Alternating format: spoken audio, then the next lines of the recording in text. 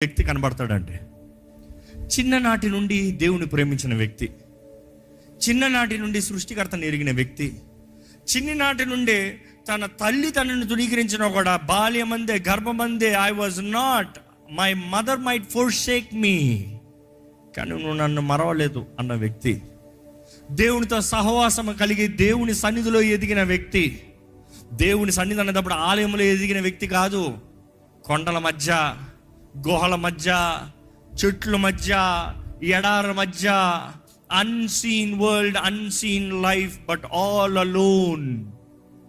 ఒక్కడిగా ఉన్నాడు కానీ దేవుని స్తుతించగలిగాడు.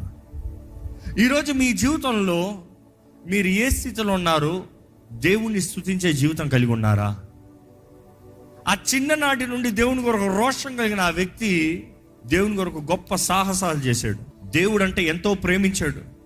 దేవుని నామాన్ని దూషిస్తే చాలు రోషం వచ్చేసింది.